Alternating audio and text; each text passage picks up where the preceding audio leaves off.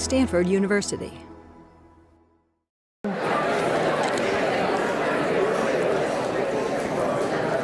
Let's see, various announcements. I am out of town tomorrow, so no office hours. I managed effortlessly to confuse a whole bunch of people Monday about positive selection versus stabilizing selection, all of that. On the Q&A part of the courseworks, I've pulled out the paragraphs from the extended readings that explain that coherently, as opposed to what happened here.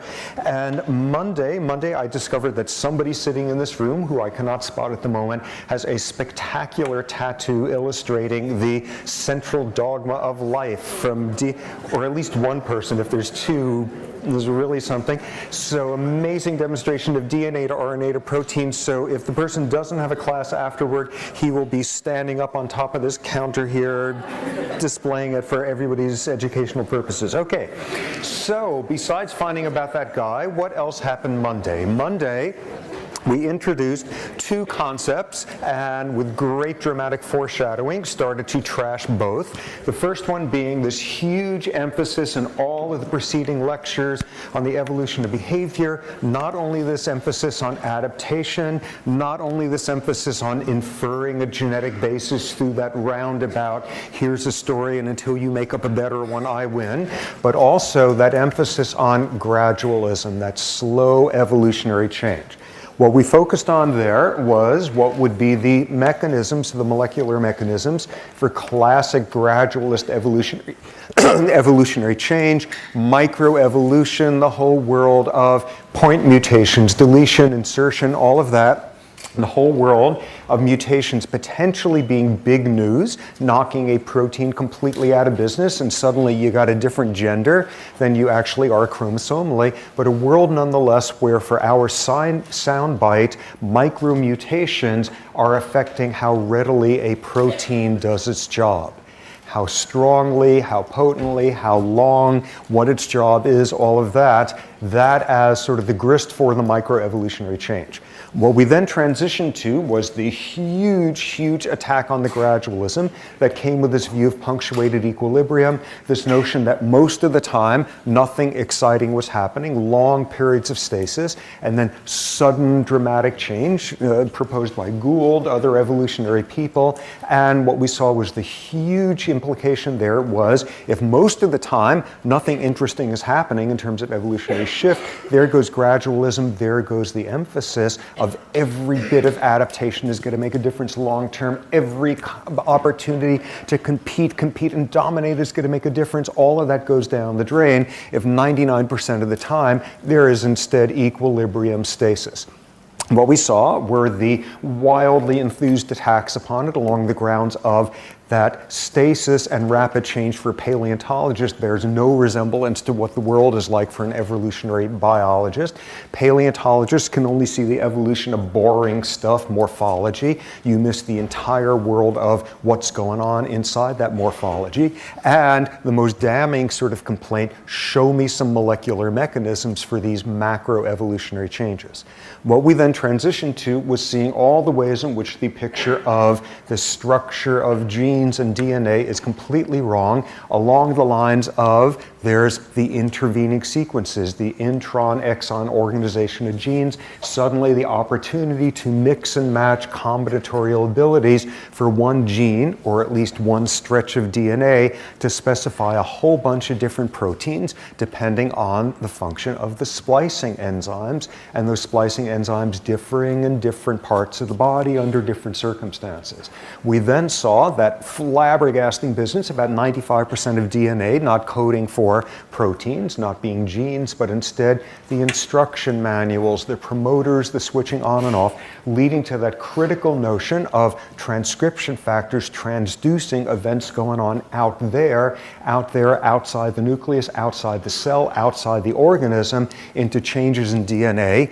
and thus the incredibly important role of transcription factors, promoters, their lock and key interactions, all that sorts of stuff, introducing the second critical concept. If microevolution is about sort of changing the function of a protein, changes occurring at the level of transcription factors, the promoters, those are about changing the context for which proteins are functioning when genes are expressing. What they are about are introducing if-then clauses.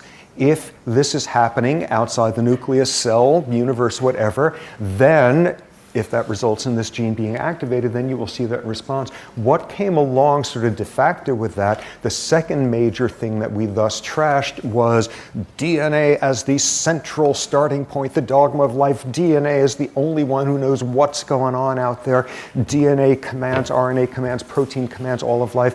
And what we saw was DNA genes are just a readout, and most of what it's about is environmental regulation of when genes activate.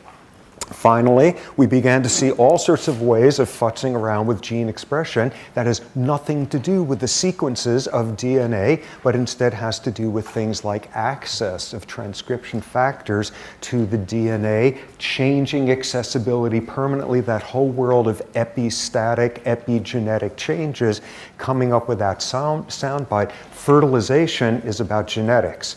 Development is about epigenetics, all of that combining to show, number one, genes are not such a hot deal in terms of them knowing what's up. Number two, in addition to mechanisms known for microevolutionary change, we left just on the cusp of seeing how all of this stuff can set you up for some big time macroevolutionary changes.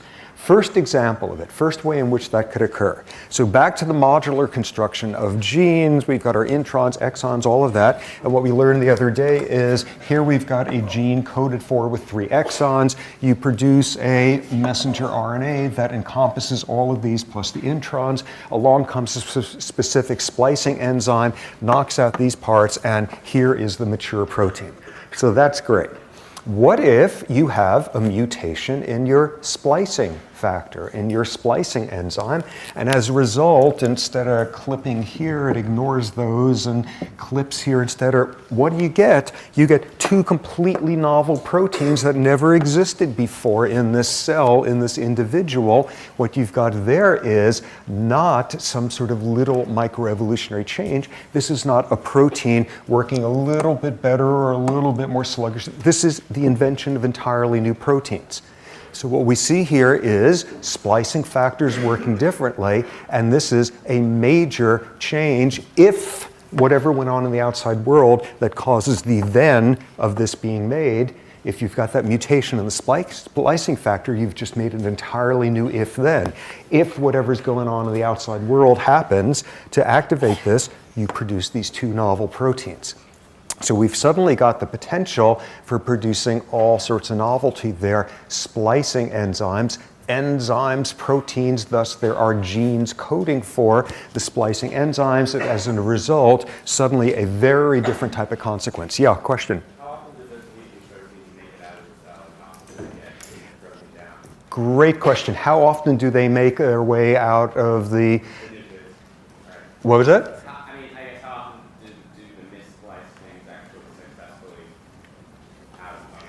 Do they have any function?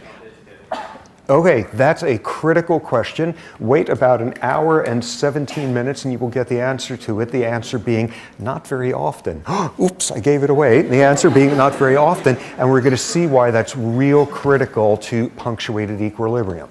Okay, so we see one realm of major consequence, and intrinsic in that is, wait a second, okay, so if splicing enzymes are genes, there's a gene for the splicing enzyme, and that gene has its promoters, and that gene maybe is in a number of exons, and thus it needs a splicing factor, and we're rolling all the way down their recursive regulation, so one splicing factor, big consequence. Next realm where you can have a big consequence is now you got a mutation in a promoter. A whole world of a mutation in a non-coding part of your DNA, and you can immediately run with that one.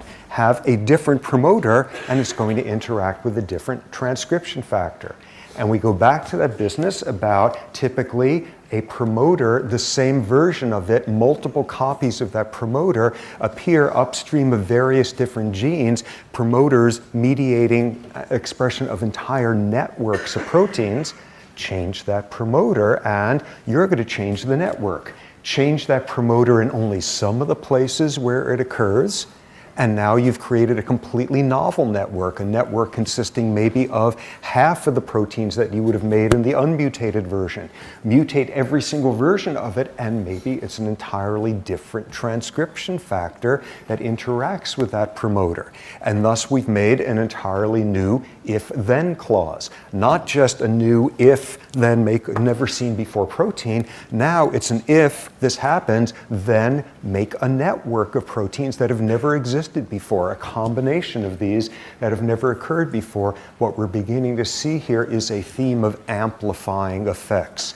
Huge major consequences. Instead of one little protein, which thanks to one little base pair changing is 1.5 degrees more folded this way instead of that way, and 1.5% better at binding this or that hormone, that's the microevolutionary change. This is setting up for big network changes, novel genes, novel networks, novel if-then clauses.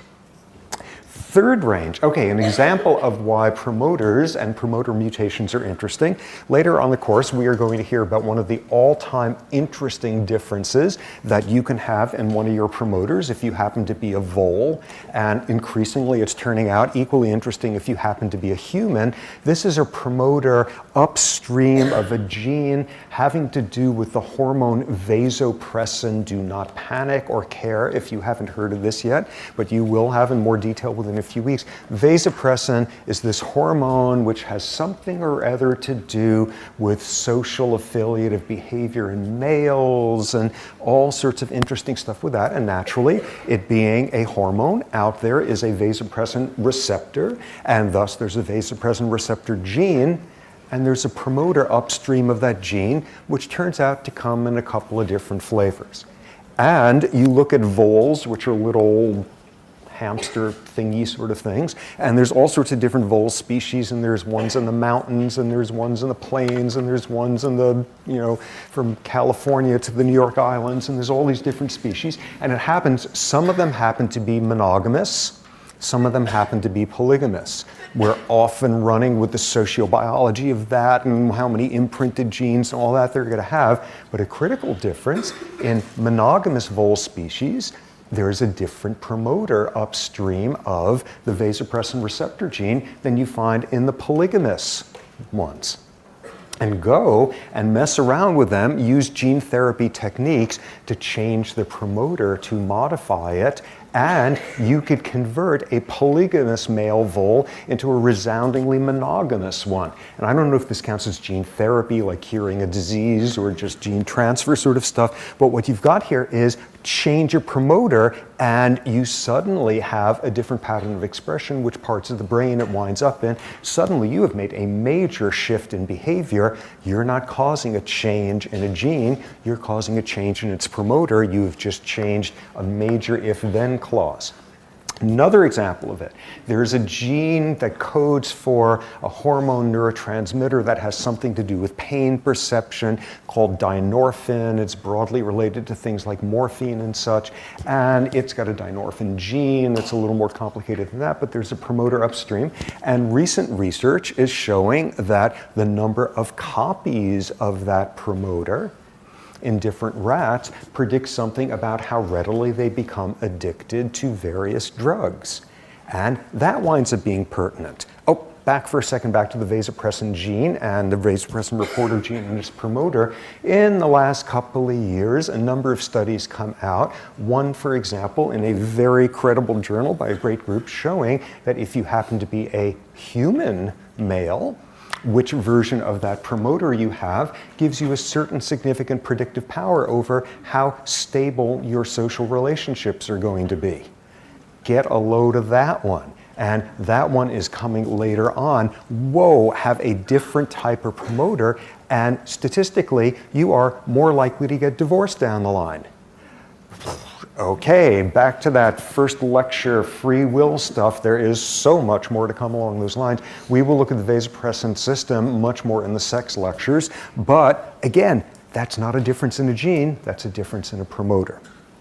Next domain, we've now seen changes, subtle changes, dramatic changes in splicing enzymes and the genes underlying them, changes in promoters. Next obvious domain where you can get a macro change is a mutation in a gene for a transcription factor. Obviously, do that and you're going to have completely different networks. Once again, you will have changed if-then contingencies dramatically. Transcription factors are very, very important. Obviously, one measure of this, when you look at the human genome versus the chimp genome, and we will eventually do that in some detail, and say, okay, 98% of our genes in common, which is kind of accurate, and you remember from the other day how that's different at the level of explanation than you sharing 50% of your genes with your full sibling, all of that, back to us sharing 90%, 98% of our DNA with chimps. What are the differences? And there's going to be some really interesting differences we're going to focus on down the line, but one of the patterns that's come out of that is a disproportionate share of the genetic differences between humans and chimps are genes that code for transcription factors. And that makes perfect sense. You get a change in some gene coding for some structural protein, and maybe your muscles will like bend a little bit this way instead of that way, or who knows what. You get a change in the gene coding for a transcription factor, and you will have invented all sorts of novel networks. So a disproportionate share of what has gone on in evolution differentiating us from chimps are changes in transcription factors. This was a big triumph, big support for a view that came out in the 80s. There were a pair of scientists at Berkeley, King and Wilson, and this iconic set of studies they did. They were the first people to come up with the 98% business there, and using very primitive molecular techniques that have since been affirmed. And they also came up with a prediction, a purely theoretical one, which is the most interesting changes that will occur in evolution are in regulatory parts of DNA rather than in the coding parts for protein. And everything since then has supported that, including things like you want to turn an ancestor of a human and a chimp into something that will look a whole lot different from a chimp, turn it into us, change stuff with regulation, transcription factors, promoters, etc. What you see with that is this is endlessly networks for amplifying effects for macro changes. And there's a new person in the department, bio department, Hunter Fraser, a new assistant professor who works in this area, showing just how much evolutionary change is being driven by changes in regulatory parts of the DNA world rather than the genes itself. Changing a little bit about how this protein works, that's okay. Changing if-then clauses for entire networks, that's hugely important. Another interesting factoid, there's now been the genomes of, I don't know, about 100 different species sequenced, and ranging from really short genomes with, I don't know how many genes in there, to the longest ones. When you pile them up and you look at them as a function of how long their genomes are, the more genes you find in a species, the greater the percentage of those genes are that are transcription factors. And this makes wonderful sense as well. You got one gene, and you only need one transcription factor. You got two genes, and you could milk maximal information out of them with 3 transcription factors. You transcribe A, or B, or AB. You've got 3 genes, and there's 7, and the equation is 2 to the nth minus 1, or whatever. But what you see is by 4 genes, you're up to 15. By 5 genes, you're up to 30. You're having an exponential, a dramatic increase in the number of transcription factors you need to take advantage of all the possible combinations of networks of gene expression. The larger the number of genes you find in an organism, the greater the percentage it is of transcription factors. In other words, get tiny little micro changes in DNA coding for transcription factors, splicing enzymes, promoters, and you're going to have big major consequences. So over and over here, we see this contrast. Microevolution is about the function of proteins. Macroevolution is about which proteins, when, networks, if-then clauses, far more consequential. Okay, one additional domain of, we're not talking about a tiny little micro change in one base pair, one additional domain, a highly revolutionary one that came some years ago, that also has lots of implications for thinking about macro stuff in evolution. And this revolved around one of the great irresistible musical dramas that have ever come out of the history of science, ones that is, there's got to be a musical somewhere in the future of this, having to do with a scientist named Barbara McClintock. Barbara McClintock, if you are sort of a modern molecular sort of person, at some point or other you will have to have sacrificed a goat at the altar of Barbara McClintock. She is so amazing and she has such a stirring story as to what happened with her, one which actually is so. Okay, Barbara McClintock was born, I don't know, about 1900 or so, and was a plant geneticist and was sort of off doing genetics of plants and doing something or other with maize, whatever those people do. And she was extremely successful. She was wildly successful, I think at age 40 or so in the late 1930s. She was already a member of what's called the National Academy of Sciences, which is the most honorific science club you can belong to in this country. 40-year-old women in 1940 were not becoming members of the National Academy of Sciences. 110-year-old white guys with shiny foreheads were becoming members of the National Academy. For her to have been elected, at that point, she was an amazing scientist, one of the absolute leaders in the field. So she's cruising along there, being renowned, and one day she made a discovery that completely destroyed her career. So she's sitting there one day and she studies beloved corn, maize, and patterns of inheritance based on colors of kernels.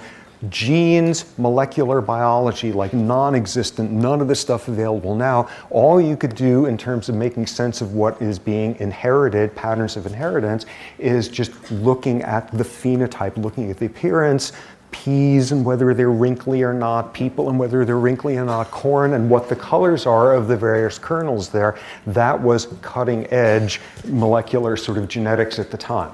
Okay, so she's working in that domain and she's seeing a result. She's seeing a pattern of inheritance which keeps popping up in certain circumstances, and you go through all of the inferential math that was available and you crunch through everything, and you, if you were Barbara McClintock pursuing this, you come up with a conclusion that's totally nutty. The only way to explain how this change was occurring was if genes were picking up and moving around on the DNA.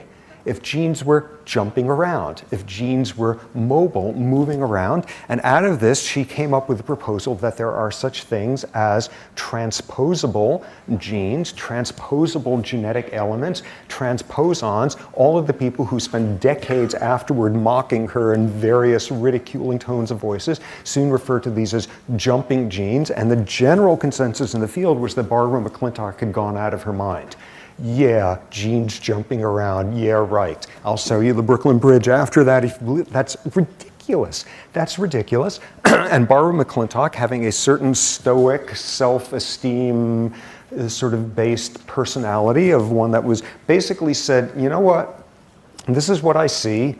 You want to believe it, believe it. You don't want to believe it, don't believe it. Leave me alone. I want to go back to my experiments. And she essentially disappeared from the field and just sat out in her cornfield at a lab in Long Island called Cold Spring Harbor Lab and just chugged along on her own for decades afterward. She wrote papers about it that were incomprehensible to people because no one could believe anything this ridiculous. And she was developing this whole story about genes that move, transposable genetic elements. Everybody ignored her. She was mocked. She was pilloried. She was burned at the stake, all of that. And then finally, somewhere in the 1980s, molecular techniques caught up enough to show she was absolutely right.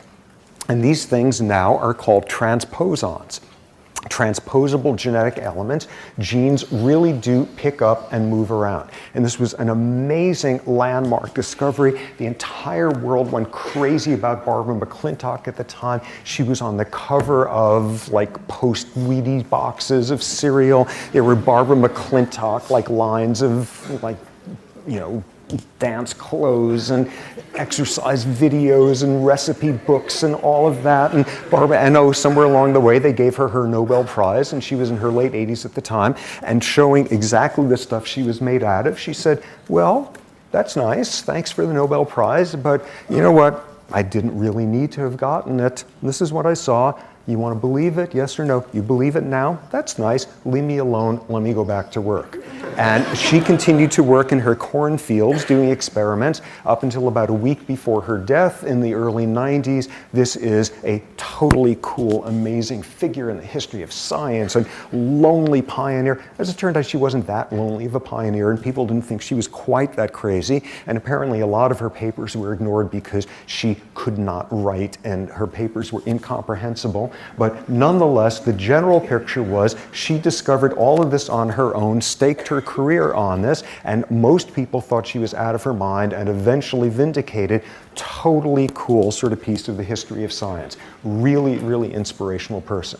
And I met her once and got to see her with her corn, and she was she was 90 at the time, and a remarkably nice, low-key person, where after about 13 and a half seconds it was obvious that what she mostly wanted was for me to get the hell out of there so she can go back to her corn, which was her response to everybody there, but very heroic figure. So she discovers this entire new world of these transposable genetic elements. And people have been studying it since, these jumping genes. The first thing that has become clear as the field has matured is she picked the right species to study. She never would have discovered transposable genetic elements if she was out there alone in her cornfield studying, sperm whales or something. Separate of the funding problems and the logistics, she would not have found it. She did it in the right organisms, which were plants. Okay, think about it. You are an animal, and one of the things you can do is when the going gets tough, you can get up and run away, or you can crawl away or fly away, or whatever sort of animate animal type things can do. If you're a plant, you're stuck there. You can't run away. And if you're going to survive a challenge, you're going to have something more subtle going for you than, ooh, let's run and get out of here. And it turns out all sorts of realms of plant stress responses are in just the avant-garde of molecular biology. Plants have to have fancier tricks than all sorts of boring animals because plants don't run away. What they do instead, among their various defenses, when a challenge, a pathogen, a climate change, whatever it is, comes along, one of the things they do is there's realms of their DNA where they move genes around, where they shuffle stuff around in the hopes of stumbling onto something novel and useful to get them out of that mess. Plants have inducible events of genes moving transposable genetic elements. They tend to induce them when the plant is under some sort of challenge, a cellular stress response. And the way that's done is by activating an enzyme called transposase. And those of you who are new to the business, enzymes tend to have ASE at the end of the word, lactase, sucrase, transposase. And what you've got there is, this is a defense on the part of the plant. Juggle some of its DNA prudently and see if you could come up with something to help you. Make a copy of the gene and then go plunk it down somewhere else and see if you've stumbled into something useful.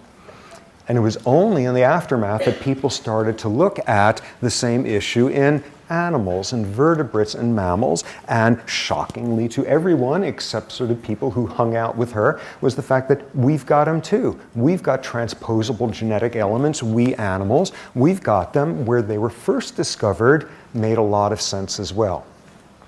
Okay, you are some scientist and you've just invented in your lab some pathogen, some toxin, some who knows what that has never been seen before in the history of the planet. You've synthesized it and you inject it in a whole bunch of people and they get totally sick and miserable. And then you come back 2 weeks later or 2 months later and they will have made antibodies against that thing. their body, their immune systems will have made antibodies against some invasive pathogen thingy that never existed before in the history of the planet. And a staggering challenge is, how does the immune system come up with this vast variability for dealing with novel pathogens, making antibodies that will recognize them? And people soon discovered one of the tricks was splicing up genes relevant to making antibodies and juggling them around, inducible transposable events, in the hope of making a gazillion new types of antibodies in a remarkable filtering process that goes on in the immune system, spotting, are any of them good against this new thing that just showed up. That's where you had a lot of transposable events in the vertebrate immune system in response to novel pathogens. Turns out we weren't the only ones doing that, because there were other things that could be happening. There were all sorts of the pathogens that could do the same exact thing. There's one tropical parasite, trypanosome, which is one you do not want to get. And trypanosomiasis is the inflammatory disease you get from a trypanosome, this parasite, and it shows up in your body, and your body does this inducible trick, and thank God comes up with some antibodies that could begin to target it and attack it. But trypanosomes also worship at the altar of Barbara McClintock. What they do is, a couple of weeks into it, they take away the surface proteins on their surface, and they juggle some of the relevant DNA and come up with a novel version of it. So just as you've got the antibodies online, you can't recognize the thing with those antibodies. You got to start the process all over again. And thus, trypanosomes are always a couple of steps ahead. Thus, the immune system has to have evolved better ways of juggling, coming up with novel stuff, co-evolutionary races there. But the cornerstone of it is inducing movable genetic elements. And what people have learned since then is it occurs outside of just the immune system and under interesting circumstances. One really amazing one, which I was going to tell you later, but I will tell you now because I just can't wait.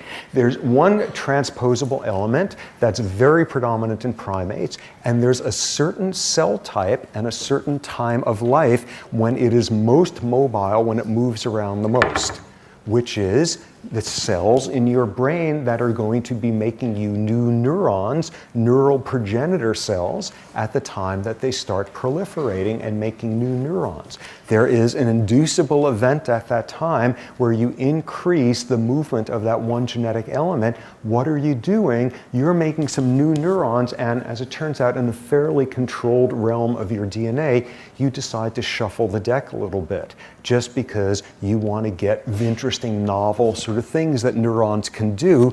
This is totally amazing. This is totally amazing because, among other things, what this tells you is the cells in your body that have the greatest thing to do with making you who you are the least constrained by genetic determinism, because right when these types of cells, neurons, are first being generated, they're doing more shuffling of genetic cards than any other cell type in the body. That sure takes away the power of genes a lot when it comes to the nervous system. These transposable events make a whole lot of variability, some of which is wonderful. Some of which is not, and thus coming back to the question that was asked before, are these disastrous in most of the cases? Yes, but in a few minutes we'll see exactly why. It is not likely that when you randomly shuffle a bunch of cards, they're going to come out in a perfect, sequence of numbers or some such thing. It is a long shot to get something interesting out of it. Nonetheless, this is a mechanism for doing this. What this allows you to do by moving parts of DNA around, making a copy of this stretch, and then moving it, and I don't know the field that well, but I think at least in most cases, the notion is it plunks down randomly somewhere else in the genome. By moving stuff around, you can have big macro consequences. For example, suppose you've got, by now, an if-then clause, introducing this concept already, if-then clause, and we can translate this totally primitively into worlds of promoters and worlds of the actual gene. Okay, so you've got an if-then clause. Suppose you are dehydrated. If you were dehydrated, translating that into actual biology, I don't know, your hematocrit or how wrinkly your kidneys are getting or some such thing, then tell your kidneys to start doing something or other that kidneys do to retain water, which I once understood for a final but no longer do. But you wake them up and they have some response. So we've got an if-then clause. If you are getting dehydrated, then make your kidneys work in a way that increases water retention. This is ridiculous. There is no if you're getting dehydrated promoter. There is no gene that is equivalent. There's networks though. There's networks and there's ways in which your kidney monitors that and other outposts in your body. So we have a rough if-then clause. Wouldn't take a whole lot of imagination to turn that into real biology. Now suppose you have some transposable event. Suppose whatever it is, the promoter world of that picks up and moves, and the if you were dehydrated part of the if-then clause floats around, it gets plunked down upstream from the genes that say go and ovulate. What have you just invented? What does this allow you to do? So now you've got an if-then clause, a promoter that responds to dehydration, and it turns on genes related to ovulation. And what does that get for you? Any ideas? Oh, come on. Ovulate really frequently. Okay, depends on your threshold. If like you should be skip orange juice in the morning, does that mean you're dehydrated enough to ovulate? Okay, you could set it at a very low threshold like that. You could do that. You could do something else though. What else? Yeah.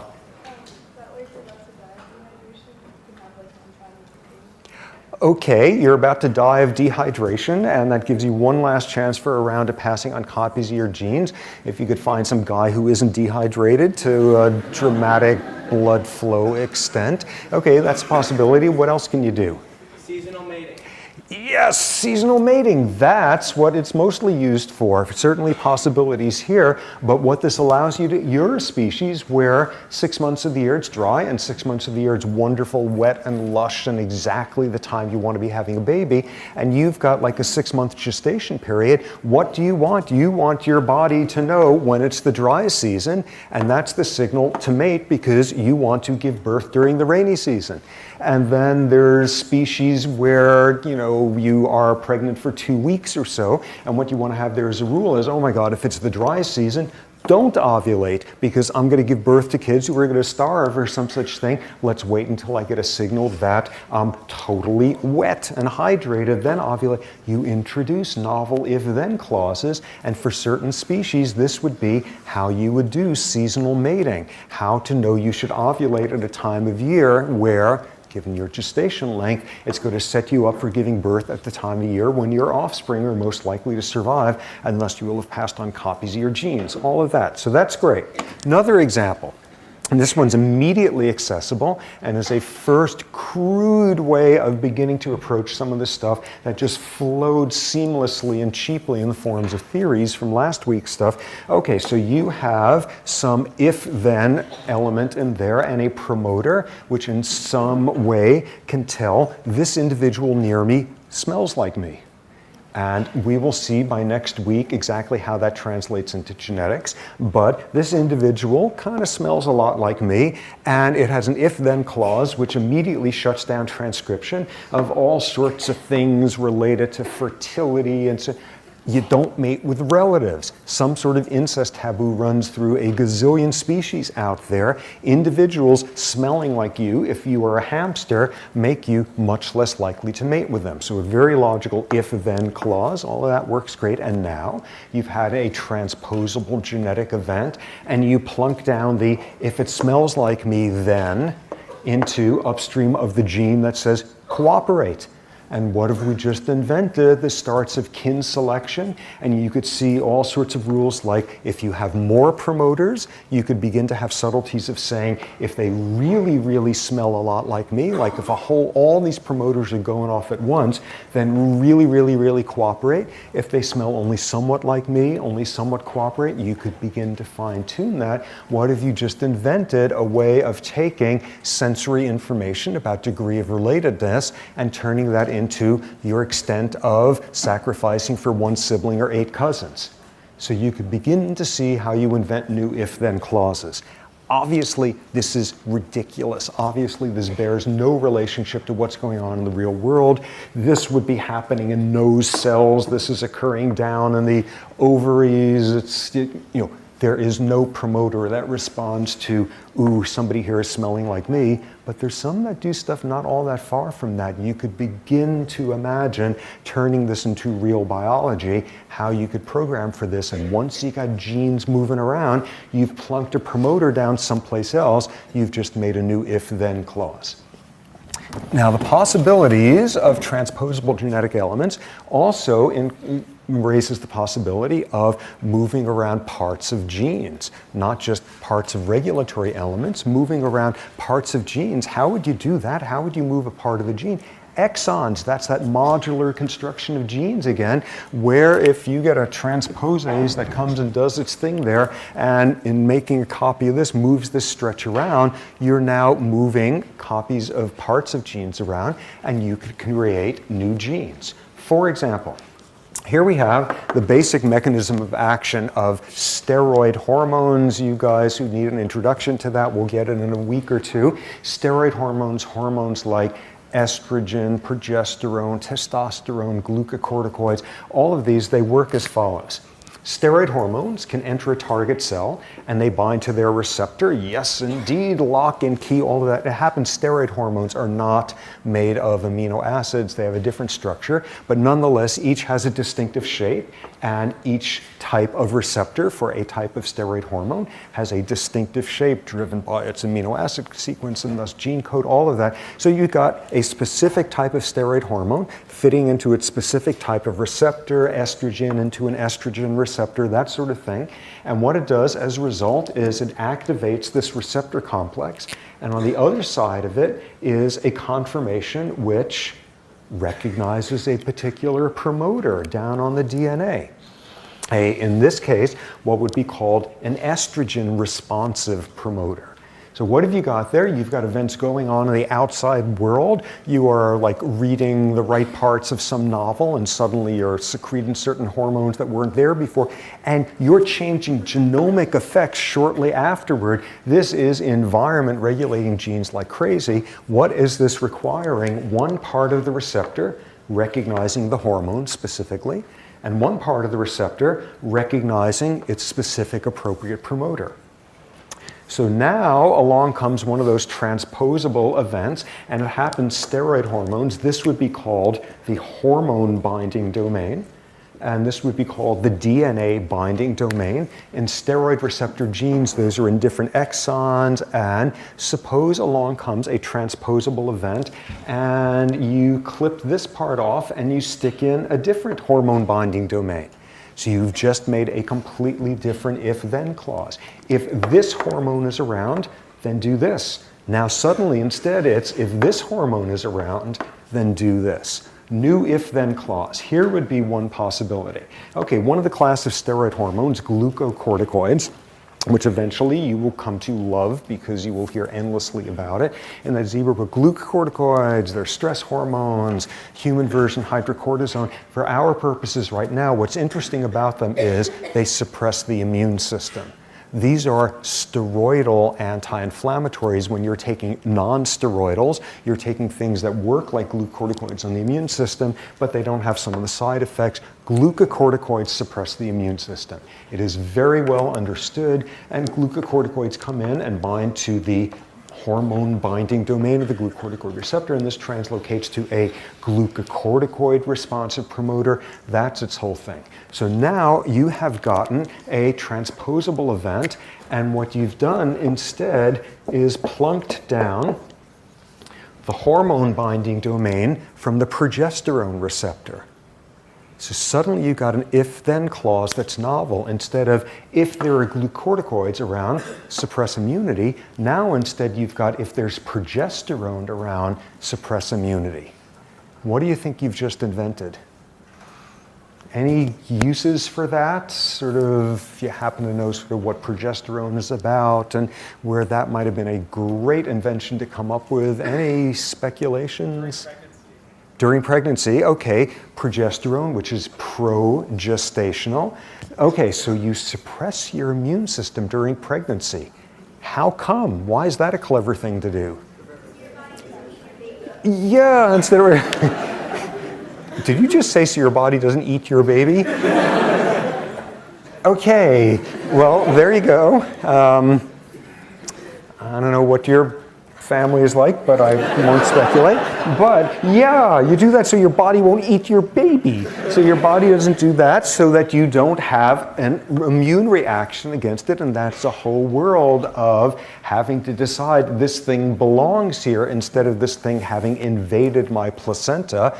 Back to that word that was used by gynecologists talking about last week, the imprinted genes, male-derived imprinted genes making for more potent invasion into the placenta, all of that. Yeah, this is a great way to now do that deal of you suppress immunity during pregnancy, you are less likely to have some weird immune attack on your fetus. And that was a great invention. That was a wonderful thing to have come up with. There's an interesting consequence of that, though, one that pops up in medicine often, which is, okay, so you are immune suppressed because you're pregnant, and then you give birth, and you stop being immune suppressed. The progesterone disappears for the most part. You're off into a very different endocrine world at that point. Your immune system comes back to where it was beforehand. But there's a potential problem, which is your immune system is so wiped out and you're so distracted changing diapers and like having no sleep whatsoever, and sort of your immune system is a little bit out of control. What if it recovers from this pregnancy immune suppression and instead of coming back to where it was before, it overshoots a little bit? What have you gotten at that point?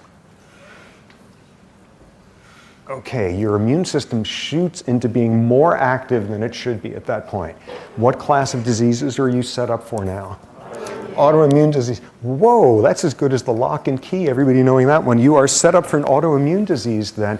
There's a whole realm of autoimmune diseases that tend to have either initial onset or flare up in the post-parturition period for women. And in fact, there's some autoimmune diseases, a very serious form, say of lupus. Women really should not get pregnant because they are going to get such a burst of lupus sort of flare-ups afterward. So this is a clever thing during pregnancy. As usual, you don't want to overdo it. Our main point here, though, is by doing some transposable event, moving one exon around and sticking it to another exon that never existed before, you've made up a completely novel if-then clause. Okay, so where have we gotten so far? We are worlds away from the dull, gradualist world of micro-mutational stuff from the other day of one protein working differently. You have the capacity to invent completely novel proteins through splicing enzyme changes, through transposable events. You have the opportunity to make completely novel networks with mutations in promoters, with mutations in transcription factors. What all of this means is there's going to be major changes. And thus, after a 5-minute break, we will come back to your question there of what are the odds of these changes actually being good for you? Okay, so 5-minute break. Sometimes you will find a gene will be duplicated. There will be an extra copy of the gene. There will be 2 copies, one after the other. Gene duplication. Sometimes you can have even a larger expansion of the number of copies of a gene, or you can have duplication of a whole stretch of genes. And this is falling into this new area that people refer to calling it copy number variant, and ranging from one extra copy of one gene to massive duplication of whole stretches of chromosomes. And no surprise, you wind up getting interestingly different things going on at that point. What we'll see later on in the course is there's more and more evidence that the disease schizophrenia involves mutations in copy number variants. And here, this is not a mutation in one base pair. This is not a mutation in one transcription. This is like extra copies of genes sitting there. This can have some very interesting implications. In some cases, the second gene can function as a backup. If something goes wrong in the first one, there's a second one there doing its job, and there's some suggestion that something like that is occurring in some subsets of Alzheimer's disease. Or what you can have is the number of copies of the gene you make has something to do with how much of the protein you make. And there's recent studies showing that when you compare Japanese populations with Western European ones, on the average, Japanese populations have more copies of a gene that has multiple copies, more copies of a gene that makes an enzyme related to carbohydrate digestion. I have no idea what the implications would be of that, but this is not a populational difference in a DNA sequence or in a protein. This is simply the number of copies of a gene. What a second copy, what a duplication also allows you to do in the most metaphorical sense is experiment with one of the copies, because the other one is there taking care of whatever the function is that's critical. What you will see is you get faster evolution going on with genes that you have duplicated, where one of them is the one that in a sense is freed to have more dramatic movement, and what you then see is it's more likely to stumble into some great use without sacrificing the initial use in the process. And there's a guy, University of Oregon, named Joe Thornton, who's done really interesting work on the evolution of genes for steroid receptors. And what he has shown from ancestral genes is that's exactly what's occurred. A lot of what are now two different genes for two different types of steroid receptors were once duplicates of the same gene, and one was allowed to float and eventually, in at least some cases, stumbled into something useful while the other one held into place. In passing, what that phenomenon does is help explain one of the endless, frustrating, exasperating, irritating things that people who attack the notion of evolution bring up, which is the famed soundbite that they have of the problem of irreducible complexity. It always runs the same way, which is saying evolution can't possibly exist because what good is half of an eye? You've got to have those intermediate forms, and what good is it? You couldn't have invented an eye. Evolution could not have produced an eye in one mutation, one generation, and thus it would have to be in a series of steps. And what good are the series of steps? They can't exist. There can't be anything such as evolution. Off you go, hallelujah. So what you get here in these cases is a demonstration instead by having extra copies of genes, one of which is freed to be evolving. You don't have to have a rapid transition from one to the other. You can have this thing moving along, stumbling along, until it just happens to come up with a shape of a receptor that just happens to be able to bind a hormone that stumbled its own way into existence 10,000 generations earlier, which, because it was duplicated, it didn't matter that one copy was now of a form where there was no receptor on Earth for it until it happened to stumble into that. And there's more and more evidence that duplicated genes have a way of describing these intermediate states where you don't necessarily have half an eye, but instead you have the pieces ready in place there for when one thing suddenly pops up which completes the picture. In fact, you can have, as it turns out, sort of half an eye. Russ Fernald in the biology department has done really cool research on the evolution of eyes, and you should read about it sometime, to read basically how eyes evolved from like a single layer of cells on the surface of some ancient proto-something, and you sure can have half an eye and a gazillion intermediate forms. Nonetheless, this business of multiple copies allowing you the freedom to have looser evolving of single genes at a time, critical mechanism. Okay, so now we've got all of our pieces in place. Changes in splicing enzymes and promoters and transcription factors and transposable elements and number of copies of genes, number of copies of whole stretches of genes. What wind up being the consequences of this? Back to the question brought up before.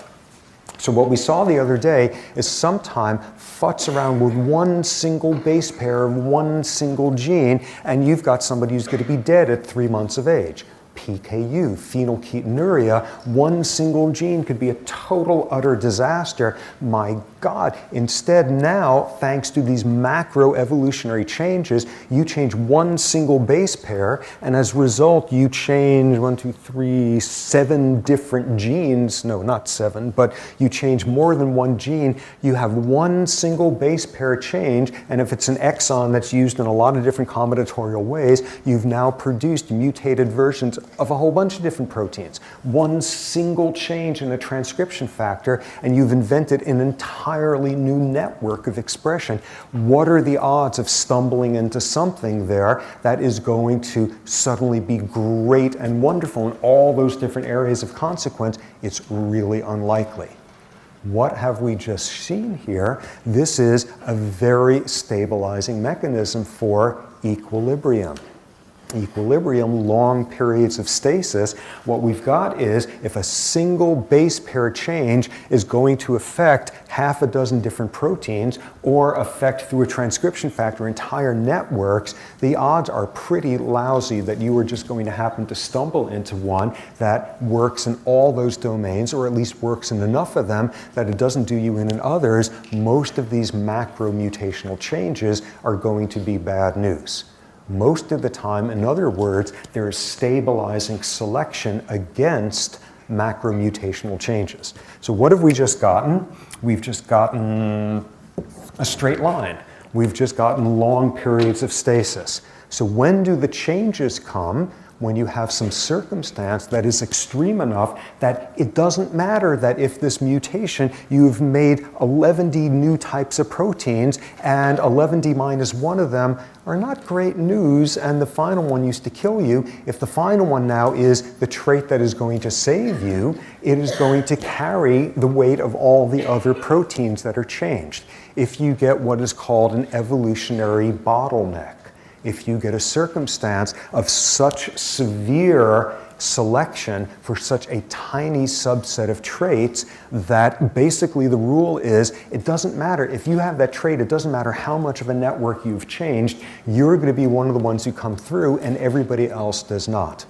And the evolutionary record is full of all sorts of circumstances where there have been selective bottlenecks where like 1% of a population comes out the other end of it because of some rare trait that they had, which carries all the macro consequences of that. For example, there was clearly some sort of bottleneck of selection that went on with cheetahs about, I don't know, a couple of thousand years ago or so. People have estimated more accurately because all cheetahs are so genetically similar to each other that you can transplant tissue, you can graft tissue from any cheetah on Earth onto another one and there will not be rejection. All of the cheetah on Earth are closely related descendants of what had to have been fairly recently, a couple of thousand years, a tidy remnant population that now is highly inbred, and you had some sort of selective bottleneck that went on at that time.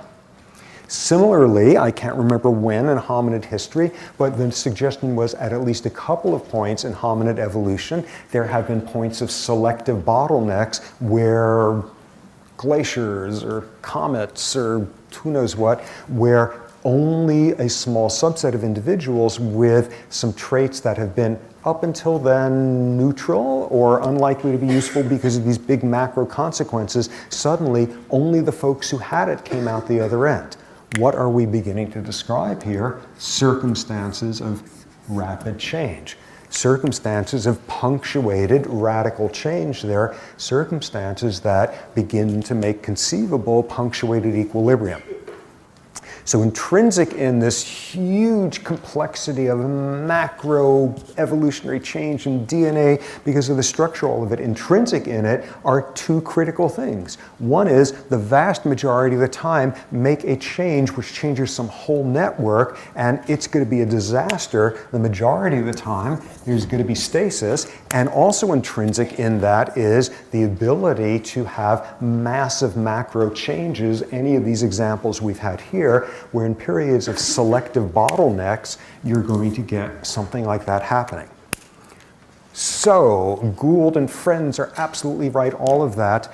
Not necessarily, because again, this radical rapid change period, that's for paleontologists, for biologists, that's thousands of generations in some cases. Again, what counts as very rapid in one scientific discipline may not be the same for the biologist at the other end. Nonetheless, this winds up being a mechanism for long periods of stasis and very rapid change.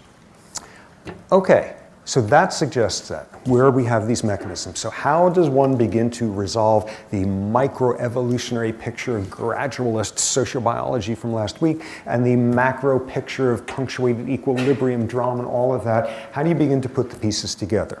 Okay, a number of ways that it could be done. Let me just see here. Yes, a number of ways it could be done. One is thinking again about micromutational changes are about changes in the function of pre-existing proteins. Macromutational changes are about the invention of new proteins, new networks, new if-then clauses, all of that serving different functions. Back to the difference in the genome between humans and chimps.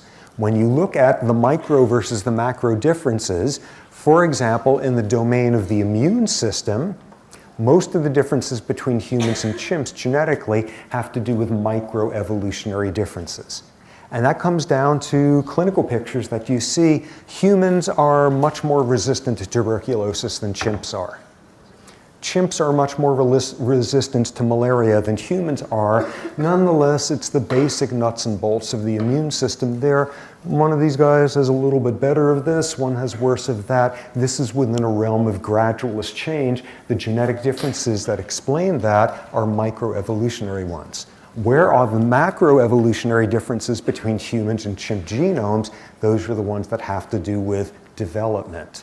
And those are the ones that amplify differences big time. Get one tiny little difference and you get an organism that's going to look as different from a chimp as a human does, with the other way around. Some systems, their evolution is much more built, driven by micro changes, some much more than macro. Some of the most interesting macro stuff is going to be developmental blueprints, developmental trajectories. Okay, what else? What else in terms of resolution? There are plenty of fossil histories by now for some line that are complete enough that it is very clear they look like this. And the majority of fossil pedigrees that are that detailed enough support a punctuated model. Nonetheless, there are plenty that are understood with as many time points in here that follow gradualist models. So, evidence for both, nonetheless, mostly punctuated evidence. The biggest problem, though, in debating all of this is it is impossible, for the most part, to see gradualism going on because it's gradual, because it's hard to spot that. It's hard to show whether changes are incremental or changes are rapid, but by now there are a few examples where people have actually been able to observe evolutionary changes in organisms, and ones that can count as fairly rapid. One first example. For reasons I cannot begin to understand, people in Chicago, I don't know if it's in the Chicago Field Museum or the mayor's office or something, have all sorts of carcasses around from rats killed in Chicago in the 1880s. Key to the city, souvenirs, who knows what, Chicago Centennial, but those are around stored someplace, and a few years ago researchers were able to look at the genomes of those beasts compared to rats that are being taken these days off the streets of Chicago, current ones, and showing over the course of a century a lot of the genome has evolved. There are a lot of differences.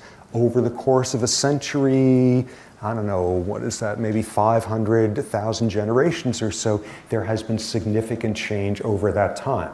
Darwin's finches, for those of you Darwin history fans, that started the whole thing. All sorts of different species of finches found in the Galapagos Islands, and people have been studying them for half a century, 3/4 of a century. Gene distributions are changing. Gene distributions for traits like the size of your bill, and thus what kind of food you could break into in response to environmental shifting there. That is being documented, that's going on. What else? Another one that is really interesting and important and critical for lots of us, which is the evolution of resistance to diabetes. This is a very interesting phenomenon. Diabetes comes in two forms: juvenile onset diabetes, that's the one where you need insulin. The diabetes that's instead becoming an epidemic is adult onset diabetes, which is when you have a body which is all built out of like lean hominid history to store away lots of calories and all of that, and you throw in a westernized diet and you get the increasing westernized problem of obesity, and you then wind up getting diabetes. For our purposes right now, it doesn't matter what diabetes looks like. The main thing is it is driven by food excesses in westernized diets. So there's been a whole literature by now of people studying populations that have had rapid shifts from traditional diets to westernized diets. A lot of Pacific Islanders have been studied, all sorts of other populations. The group that is like the iconic one to study is a Native American group in Arizona called the Pima Indians. And what's very convenient about them is about half of them live in the United States and about half in Mexico. And there has been very rapid changes in diet in the American side, less so in the Mexican one, far more traditional. And one of the things that soon emerged once westernized, sort of typical processed food became the predominant food eaten by people in the Arizona side is like 90% diabetes rates by the time you're 30 years old. The exact same thing in some of the Pacific Islands that have been studied, in Nauru and Samoa and some of these other places, astronomically high rates of diabetes. Another population where it's been studied are populations of Jews who were living in Yemen and who, I think in the 60s or 70s, moved to Israel, switching from a very traditional diet to a very westernized one. Diabetes rates absolutely through the roof. What that's doing very quickly was killing off all sorts of folks very early in their reproductive life history periods. Suddenly you got the people who are most vulnerable to diabetes. When suddenly given a westernized diet, they're leaving fewer copies of their genes. And it's been in the last decade or so, some of the Pacific Island populations that have been studied, the diabetes rates are beginning to go down. In other words, there has been the selection that went into Western European populations, I don't know, a century ago or so, which is the folks who have the most efficient metabolisms and can store away all of those dozens of Hershey bars effortlessly. They're dead, and they died before they left copies of their genes. You are now selecting for human populations that have sloppier metabolisms, and this is within the course of a century. Another example, here's a totally cool, irresistible one. This is one of the great genetic stories.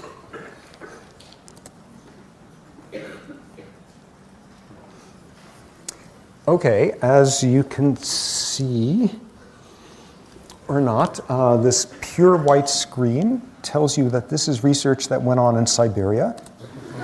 Okay, actually these were Siberia. Okay, so this was a famous study done by this Soviet geneticist starting, I don't know, about 50 years or so, where you have these Siberian silver foxes, and that's what they look like. And for all sorts of reasons, who knows what, it is highly valued to have clothing made out of their bodies, and thus highly valuable wild animals, tough to get. And this guy decided, well, what we need to do is start some Siberian silver fox domestication farming stuff. So he did a very logical thing. He started selectively breeding them for tameness. He would have a bunch of captive foxes that were wild-born, and most of them totally feral and crazed, and he would see, is there a subset, 5%, 10% of them, that I could get relatively closer to, that were calmer in the human's proximity, only let those ones breed. Now take their offspring and only take the 10% or so that are most calm, most easily tamed. And it took about 35 generations or so to get foxes that were as tame as dogs are. Something else totally amazing. So he's breeding them for only one trait, a behavioral trait, which is the ability to get close to them if you're a human, calmness on their part, whatever you might describe it as, breeding entirely based on that trait. And when you spend 35 generations breeding a wild animal like a fox so that it's the ones who are most able to function in the role of domesticated animals, it's not just the behavior that changes. This is what the adults look like 35 generations later. Oh, give me one, give me 100, I want, yes, give me, they're adorable. Can you believe how great they look? what's going on here? They were selecting for a behavioral trait, and they are fox puppies. They've got big roundy ears and these cute little short muzzle things, and they wag their tails when humans show up. And these are not dogs descent into wolves. This was 35 generations to turn something on the left into something looking at the right. Very interesting thing we will come to in the ethology lectures. Basically, what you're breeding for when you are breeding a wild animal to be tameable, you're breeding for the ones that behave more childishly, the ones who are acting more like developing animals who are more dependent on other individuals. You're breeding them for infantile traits. This is what a baby fox looks like. This is what these domesticated adult foxes look like. Totally amazing that this happened. Ironic ending department, you will notice that the coat has changed from the ones on the left to these wonderful coats that you just want to have made into underwear and hats and all of that sort of thing.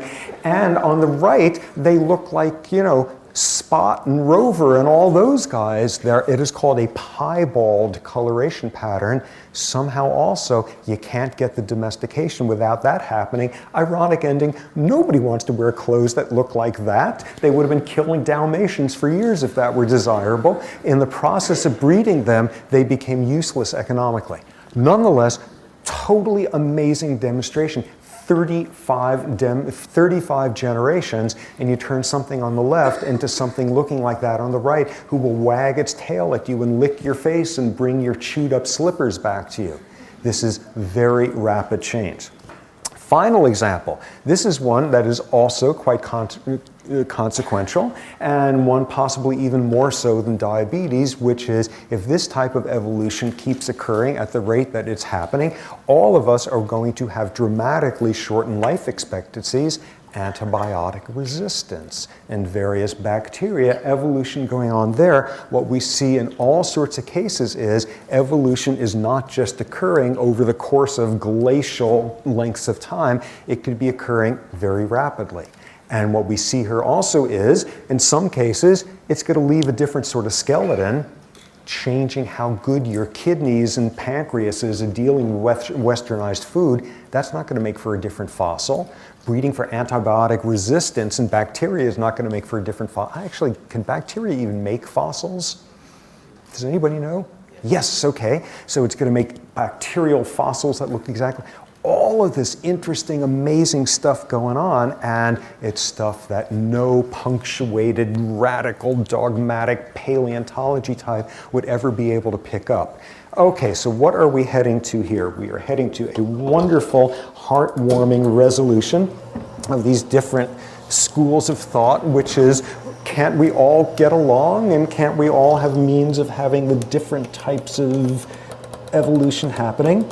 So almost certainly, harking back to what mentioned before, microevolutionary changes, the immune system in chimps versus humans. Macroevolutionary changes, development, you don't have to choose vanilla or chocolate. They could be going on at the same time, and they could be going on at the same time in a very important resolving way, which is, okay, so you've got evidence for a punctuated change of some trait. And single traits don't evolve at a time. They come in whole packages, packages making you wag your tail and such. So there's some other punctuated thing going on, and that's its pattern happening there.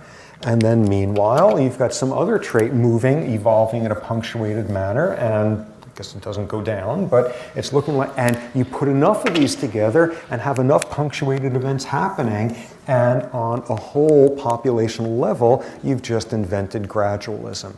You don't have to choose, you can have it all, you can have it all. So a resolution there, both are almost certainly happening. Okay, so what does this set us up for now? Now that we have finished this bucket, we are now ready on Friday? What is today? Wednesday. We are now ready on Friday to move to the next bucket, which is a very different world of trying to make sense of the genetics of behavior. Last week's version, you make up stories built around individual selection, kin selection, group selection, etc., and come up with the best story around to show me something more predictive and you win. This week's version showing actual genetic changes over the course of time. What patterns of evolutionary change will those code for, with what consequences for understanding the evolution of behavior, competition, reproductive strategies, all of that. By the end of this week, switching over instead to the world of behavior geneticists, where they try to understand what's going on by looking at, so somebody gets adopted. Do they share a trait more with their adoptive parents or their biological parents? You look at identical twins versus non-identical ones. You look at identical twins who were adopted into different families right at birth, put them back together, a whole world of trying to make sense that way. And what we'll see is the same deal as with this. What counts as finishing, coming up with an explanation, last week's sociobiological approaches, this version of this is the starting point for the next discipline. Okay, so we'll pick up on that on Friday. Oh my God, he let us out. For more, please visit us at stanford.edu.